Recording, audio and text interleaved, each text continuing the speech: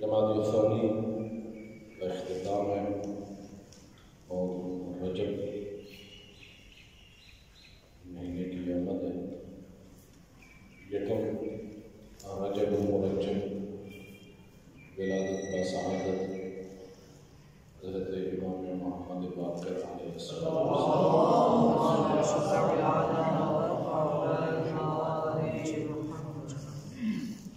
کا دن ہے۔ امام محمد باقر علیہ السلام کی ولادت 57 ہجری مدینہ منورہ میں ہوئی اور واقعہ کربلا 61 ہجری میں ہوا۔ اس اعتبار سے خود امام محمد باقر علیہ السلام 4 سال کی عمر میں تھے جب واقعہ کربلا پیش آیا، اور امام محمد باقر اس واقعہ کربلا میں کربلا سرزمین کربلا پر موجود تھے۔ امام باقر علیہ السلام کی والدہ ماجدہ، یعنی جہاں امام باقر کے والد بزرگوار ایک عظیم ہستی تھے، ایک عظیم شخصیت، امام زین العابدین جیسی عظیم شخصیت، وہیں پر امام باقر علیہ السلام کی والدہ ماجدہ بھی عظیم شخصیت تھی۔ یعنی امام باقر علیہ السلام والد کی طرف سے بھی اور والدہ کی طرف سے بھی ایک عظیم نسب رکھتے تھے، عظیم نسب۔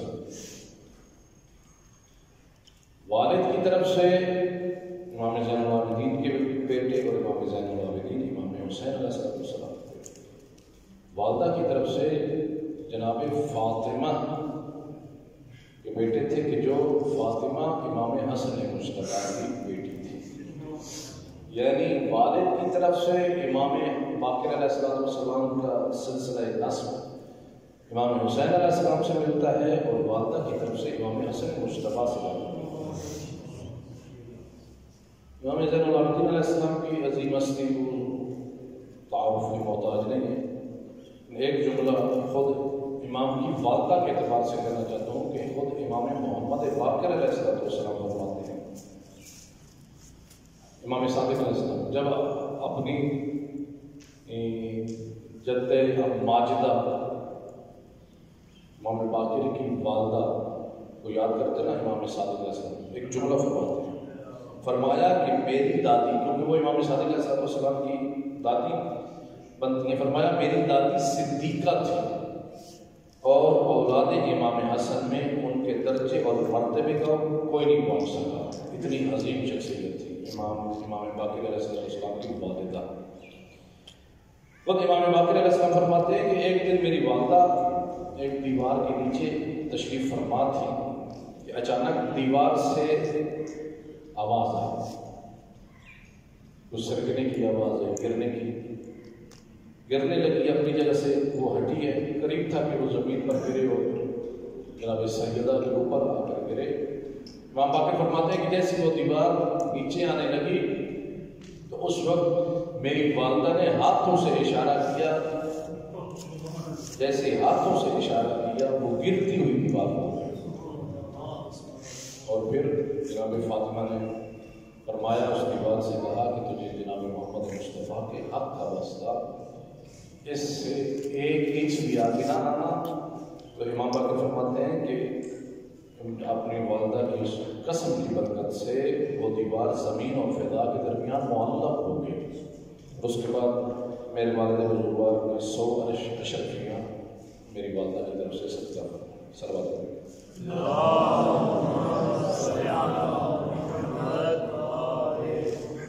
امام علیہ السلام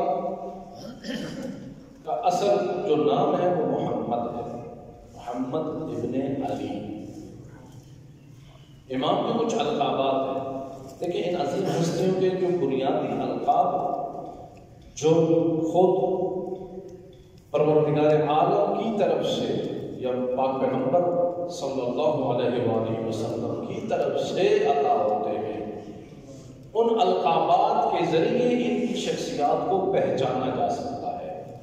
کچھ حد تک، وگرنہ ان عظیم ہستیوں کو پہچاننا ہماری محدود عقل کے اندر اتنی وسعت نہیں ہے کہ ان جیسی عظیم ہستیوں کو پہچان سکیں، لیکن ان کی معرفت کی کچھ کرنیں ہم تک پہنچ سکتی ہیں۔ ان کے ذریعے، ان کے القاب کے ذریعے، وہ القاب کے جو خود پروردگار عالم کی طرف سے عطا ہوتے ہیں۔ امام کے القاب میں سے ایک لقب شاکر ہے۔ شاکر کا مطلب کیا ہے؟ شکر کرنے والا۔ شاکر یعنی شکر، پروردگار کا شکر کرنے والا، ہادی، ہدایت کرنے والا۔ لیکن امام کے جو مشہور القاب میں سے جو سب سے زیادہ شہرت اور معروف ہے امام کی چاہنے والوں کے درمیان، وہ لقب باقر ہے۔ باقر کا مطلب کیا ہے؟ باقر کا مطلب ہے شگافتہ کرنے والا۔ کس چیز کو شگافتہ کرنے والا؟ پھاڑنے والا۔ کس کو پھاڑنے والا؟ کس کو شگافتہ کرنے والا؟ ایک چیز کو شگافتہ کر کے اس میں سے کسی چیز کو ظاہر کرنے والے کو باقر کہتے ہیں۔ اور امام کا لقب یہ کس نے دیا؟ یہ لقب اس وقت سامنے آیا کہ جب سید الانبیاء صلی اللہ علیہ وآلہ وسلم نے جناب جابر بن عبداللہ انصاری کو کہا تھا کہ اے جابر، پروردگار عالم تجھے طول عمر عطا کرے گا، اور تیری طول حیات اتنی ہوگی کہ تو میرے بیٹے حسین کی اولاد میں سے ایک میرا فرزند ہوگا جس کا نام محمد ہوگا، اور اس کا لقب باقر ہوگا۔ میری جب اس سے تیری ملاقات ہو تو میرے اس فرزند کو سلام دینا۔ اور اس کے بعد جناب جابر بن عبداللہ انصاری کی زندگی میں ملتا ہے کہ اکثر مدینہ کی مسجد میں بیٹھ کر کہا کرتے تھے یا باقر العلم یا باقر العلوم یا باقر العلوم۔ لوگ کہا کرتے تھے بھیا جابر تجھے کیا ہو گیا، یہ کون سی فضول باتیں کرتے ہو؟ کہا یہ فضول باتیں نہیں ہیں، یہ وہ خوشخبری ہے کہ جو پاک پیغمبر نے مجھے دی ہے کہ تیری ملاقات میرے فرزند محمد باقر سے ہوگی اور میرا سلام کہنا۔ اچانک مدینہ کی گلی سے گزر رہے ہیں اور ایک بچے سے ملاقات ہوئی، اس وقت کیا دیکھا؟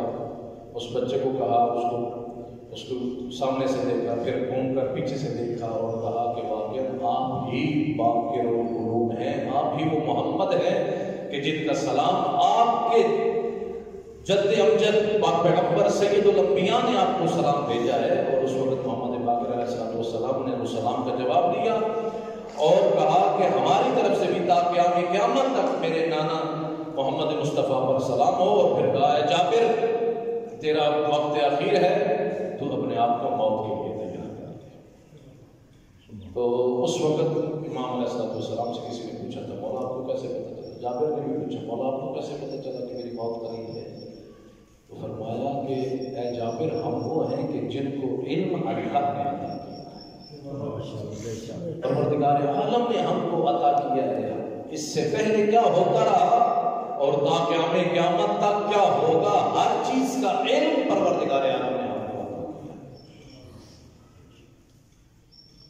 اس کے بعد امام علیہ السلام کی ایک علمی حیثیت، عظیم ہستی، اگرچہ یہ تمام ہستیاں علوم الہی پروردگار عالم نے ان کو علم عطا کیا اور علم لدنی کے مالک ہیں، لیکن بعض ہستیوں اور بعض شخصیات کو، بعض عالموں کو معاشرے کے اندر سیاسی طور پر ایسے مواقع ملے ہیں کہ جن کی بنیاد پر وہ علوم آل محمد کو آسانی کے ساتھ پھیلا سکے ہیں۔ امام کا لقب باقر اسی لیے پڑا ہے کیونکہ وہ علم کے جو سینوں میں پوشیدہ تھا، کہ جس کا وقت خود امیر کائنات کو نہیں ملا، اس علوم کو علوم آل محمد کو اپنے چاہنے والوں کے درمیان پھیلانا، اس علوم کی تبلیغ کرنا، لوگوں کو علم دینا، کیونکہ سیاسی حالات ایسے۔ امام حسن مصطفیٰ کی بھی زندگی سے انداز ہوئی، امام حسین علیہ السلام محمد باقر کے زمانے کے بعد سے شروع ہوئے۔ پہلے کیوں نہیں شروع ہوئے؟ ان کے بعد کیوں شروع ہوئے؟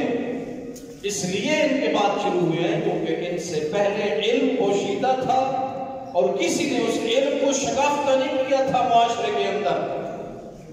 اس علم کو پھیلانے والی ہستی امام محمد باقر ہیں کہ جب معاشرے میں علم پھیلا تو اس وقت معاشرے کے اندر امام بننے شروع ہوئے، لیکن اصل بنیاد رکھنے والے امام محمد باقر ہے شیخ صدوق ایک روایت عرض کرتے فرماتے ہیں کہ عبداللہ ابن عطا مکی روایت کرتے وہ کہتا ہے کہ میں نے علماء کو کسی کے سامنے، عبداللہ ابن عطا مکی ایک بہت بڑی شخصیت ہے، کہتا ہے کہ میں نے مدینہ اور مکہ اور اس عرب کے اندر کسی عالم کو کسی کے سامنے اتنا جھکتے ہوئے نہیں دیکھا جتنا کہ علماء اسلام محمد باقر کے سامنے جھکا۔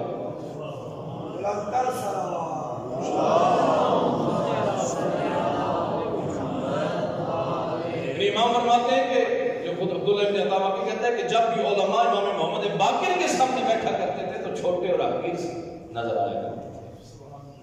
پھر فرمایا کہ ایک شخصیت کا نام لیا جس کا نام ہے حکم بن عتیبہ۔ عبداللہ ابن عطا مکی کہتا ہے کہ اس دور کے اندر بہت بڑا عالم دین، بہت بڑا ایک فقیہ جس کا نام حکم بن عتیبہ تھا، یعنی اس کی علمی ساخت بہت بلند تھی، ایک صاحب علم شخصیت تھی حکم بن عتیبہ۔ فرمایا کہ باوجود اس کی کثرت علم و جلالت شان کے جو اسے لوگوں میں حاصل تھی اس حکم بن عتیبہ کو، فرمایا جب وہ امام محمد باقر کے پاس آیا کرتا تھا تو ایسے لگتا تھا جیسے طفل مکتب اپنے استاد کے سامنے بیٹھا۔ امام کے علیہ السلام کی عظمت و شان و مرتبہ،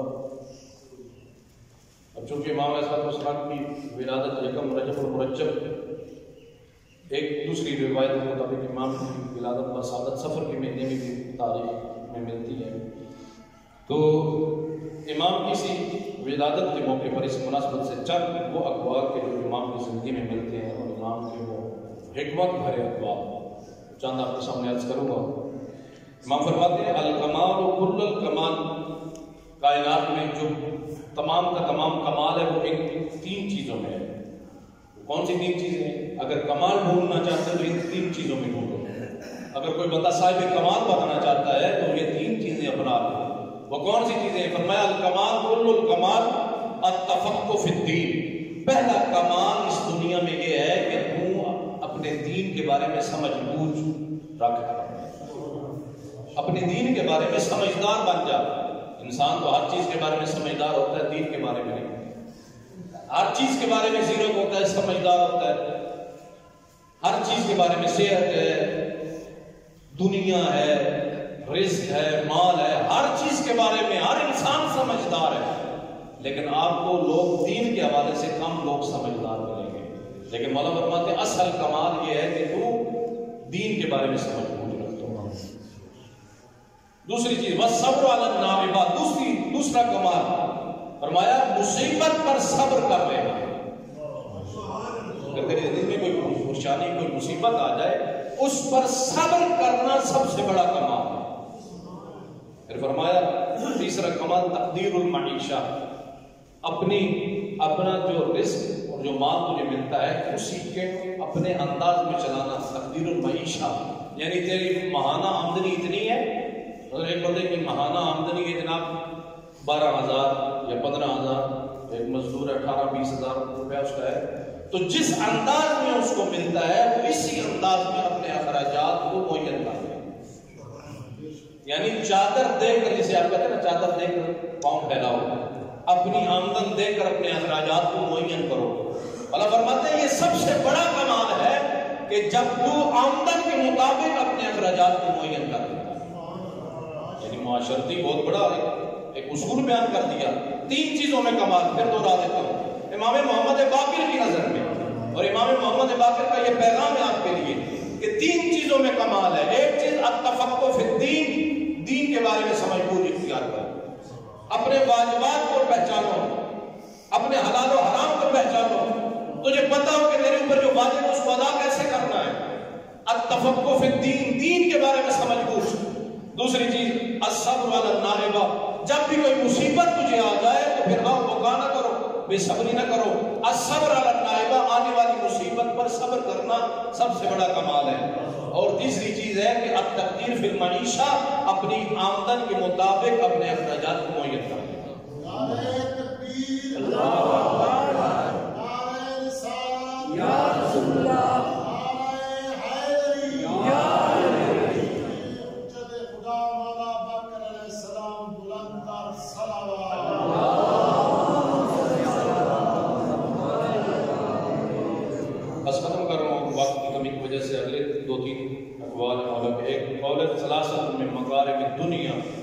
والآخرہ، دنیا و آخرت کے مقارب میں سے 3 چیزیں بنیادی چیزیں ہیں. ان تعفو عمن ظلمک، پہلا مقارب اخلاق میں سے بلند ترین اخلاق تمہارا یہ ہونا چاہیے امام باقر کی نظر میں. ان تعفو عمن ظلمک، وہ انسان جو تیرے اوپر ظلم کرے جب تیری قدرت آئے تو اسے معاف کر. ایک بندہ تیرے اوپر ظلم کرتا ہے تو مظلوم ہو جاتا ہے، لیکن پھر پروردگار حالات کو بدلتا ہے اور تیری قدرت بڑھ جاتی ہے اس پر، تو پھر تو اس ظلم کا بدلہ لانا ہے بلکہ تو اسے معاف کر دے. پھر فرمایا قصر من قطعک، یہ عظیم اخلاق ہے نا، یہ ائمہ کی نظر میں عظیم اخلاق ہے، اور خود امام اپنی زندگی میں انہی اخلاق سے مزین تھے. پھر امام شیعہ کو بھی اس کی کردار میں یہ اخلاق ہونا چاہیے. پہلا کہ جو تجھے ظلم کرے جب تیری قدرت آئے تو اسے معاف کر دے. پھر فرمایا قصر من قطعک، جو تجھ سے تعلق توڑے تو اس سے تعلق کو جوڑ. یہ آسان نہیں ہے. بندہ ایک بندہ آپ سے تعلق توڑ رہا ہے، بندہ کہتا ہے یار میری عزت نفس ہے، جب وہ مجھ سے توڑ رہا ہے تو مجھے بھی اس کی ضرورت نہیں ہے، تو پھر میں بھی اس سے توڑوں گا. نہیں، امام فرماتے ہیں یہ تیرا اخلاق نہیں ہونا چاہیے. اگر کوئی بندہ تجھ سے تعلق توڑتا ہے تو تو اس سے تعلق جوڑ. پھر فرمایا تحرم اذا جہل علیک، جب بھی جہالت کی وجہ سے تیرے اوپر کوئی جرأت کرے، تیرے سامنے گستاخی کرے، تیری بے حرمتی کرے، تیری اہانت کرے، فرمایا تحرم، تو علم اختیار کر. یہ نہیں کہ اینٹ کا جواب پتھر سے دوں گا، گالی کا جواب تھپڑ سے دوں گا، وہ ایک گالی دے گا تو میں 10 دوں گا. نہیں میرے بھائی، یہ آئمہ اہل بیت کا اخلاق نہیں ہے. اخلاق ہے آئمہ اہل بیت کیا ہے کہ کوئی بندہ جہالت کی وجہ سے تیرے اوپر جرأت کرے تو اس کے مقابلے میں علم اختیار کر، تو اسے معاف کر. پھر فرمایا من لم یجعل اللہ له من نفسه واعظا فإن مواعظ الناس لن تغني عنه شيئا. فرمایا کہ جو شخص جس کے لیے پروردگار اس کو اپنے اندر واعظ نہیں دیتا نا، اس کو لوگوں کی نصیحتیں اثر نہیں کرتی. یعنی امام محمد باقر یہ کہنا چاہتے ہیں کہ اگر تو اپنے آپ کو نصیحت نہیں کر سکتا نا، تیرا ضمیر اگر مردہ ہو چکا ہے، کیونکہ سب سے بڑا واعظ نصیحت کرنے والا انسانوں کے اپنے اندر موجود ہے. میرا سب سے بڑا باعث کون ہے؟ میرا اپنا ضمیر. آپ سب کا اپنا اپنا واعظ آپ کے لیے سب سے بڑی نصیحت میں نہیں کر سکتا، یا کوئی اور واعظ اور ناصح آپ کو نصیحت نہیں کر سکتا، جتنا کہ آپ کے اندر کے ضمیر کی آواز آپ کو بڑی اور زیادہ نصیحت کر سکتی ہے. امام محمد باقر فرماتے ہیں اگر تیرا اندر کا ضمیر مر گیا ہے پھر تجھے کائنات کا کوئی واعظ اور نصیحت کرنے والا نصیحت نہیں کر سکتا. اس لیے اپنی تربیت انسان خود کر سکتا ہے. اپنی جب اکیلے بیٹھو نا اپنا محاسبہ کرو، جب پورا دن گزارو نا اپنے بستر پر جاؤ. ہم فرماتے ہیں کہ اپنی پورے دن کا محاسبہ کرو. جب پورے دن کا محاسبہ کرو تو پچھلے گناہوں پر توبہ کرو، آنے والے دن کے لیے عزم کرو کہ پروردگارہ جو گناہ ہونا تھا ہو گیا، کل کے دن کبھی یہ گناہ میرے زندگی میں نظر نہیں آئے گا. پھر فرماتے ہیں امام فرماتے ہیں 4 چیزیں جن کو چھپاؤ. امام محمد باقر علیہ السلام فرماتے ہیں 4 چیزوں کو چھپاؤ، ان کو ظاہر نہ کرو. وہ کون سی 4 چیزیں ہیں؟ ایک یہ کہ حاجت اور ضرورت. اگر تیری زندگی میں کوئی حاجت اور ضرورت ہے نا، اس حاجت اور ضرورت کو ایسے لوگوں کے سامنے نہ بیان کرو کہ جو لوگ تیری حاجت اور تیری ضرورت کو پورا نہیں کر سکتے. ہمارے معاشرے کے اندر یہ کمی ہے کہ ہم ایسے لوگوں کے سامنے اپنی مشکلات اور ضروریات اور حاجات رکھ دیتے ہیں کہ جو پوری نہیں کر سکتے. آپ اگر حاجت اور ضرورت، امام فرماتے ہیں کہ اگر حاجت اور ضرورت رکھنا چاہتے ہو تو اس ذات کے سامنے رکھو کہ جو پوری کائنات کی حاجت کروا. اپنے پروردگار کے سامنے حاجات کو رکھو، اس سے اپنی حاجات مانگو. ائمہ اہل بیت کے وسیلے کے ساتھ اپنی حاجات اپنے پروردگار سے مانگو.